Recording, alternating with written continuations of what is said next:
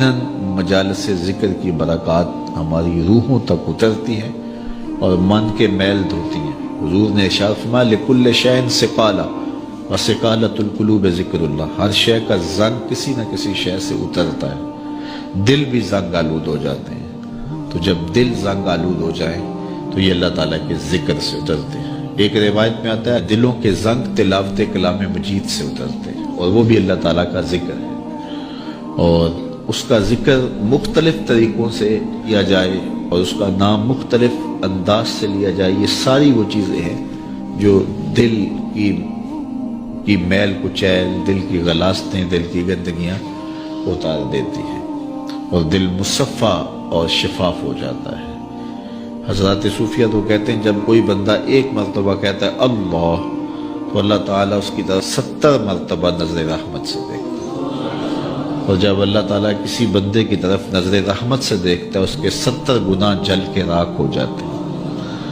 تو اس لیے جب کوئی بار بار اللہ اللہ پکار رہا ہوتا ہے تو اللہ تعالیٰ کی رحمتوں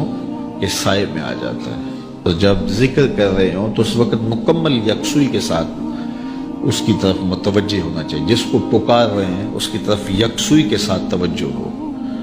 اور وہی ذکر حقیقی ذکر ہے۔ حضرت شیخ فرید الدین عطار علیہ رحمہ فرماتے ہیں ہر عضو بدن کا الگ ذکر ہے،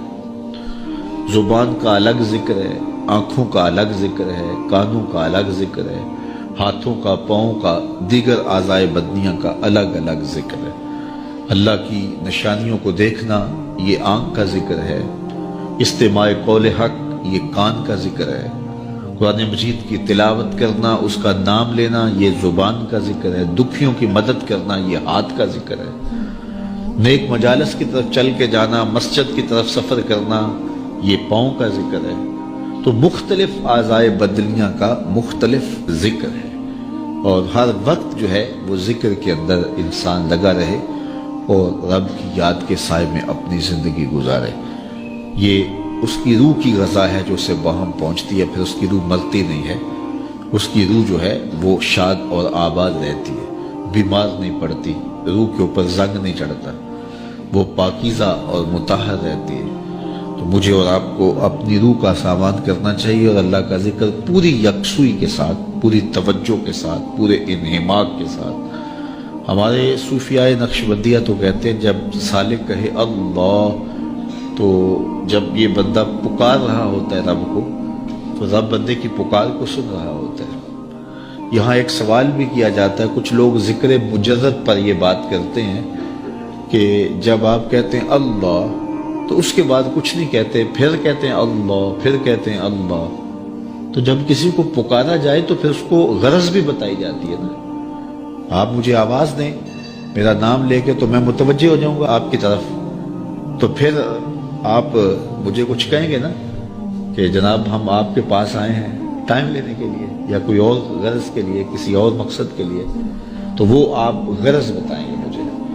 تو اگر آپ مجھے آواز دیں، مجھے رضا ثاقب کہہ کے پکاریں اور میں آپ کی طرف توجہ پذیر ہو جاؤں، آپ پھر دوبارہ کہیں رضا ثاقب، تو میں پھر کہوں گا جی، آپ پھر کہیں تو 2-3 بار کے بعد میں اکتا جاؤں گا کہ میاں بات بھی آگے کرو، مجھے پکار رہے ہو بار بار تو بتاؤ کیا کہنا ہے۔ تو کچھ لوگ اس پہ قیاس کر کے وہ کہتے ہیں جب پکارا جاتا ہے اللہ تو اس کے بعد تم اپنی غرض ہی بیان نہیں کرتے، پھر کہتے ہو اللہ، پھر کہتے ہو اللہ، تو کچھ کہو بھی نا۔ تو ہم اس کا جواب یہ دیتے ہیں کہ میں اس لیے پوچھتا ہوں کہ میاں کس لیے مجھے آواز دی ہے مجھے پتہ نہیں، اس لیے میں پوچھتا ہوں۔ لیکن جب بیٹا، بچہ ماں کو کہتا ہے امی، تو ماں کو پتہ ہوتا ہے اسے دودھ چاہیے، سردی لگ رہی ہے اسے لحاف چاہیے، اس نے واش روم میں جانا ہے، اس کی کیا ضرورت ہے۔ ماں کو پتر کی ضروریات کا پتہ ہوتا ہے، بیٹے نے صرف اتنا کہنا ہوتا ہے امی، آگے امی کو پتہ ہے اس کو کیا دینا ہے۔ تو بندے کا رب کو پتہ ہے اس کو چاہیے کیا، بندہ کہتا ہے اللہ، رب کو پتہ ہے میرے بندے کو کیا چاہیے،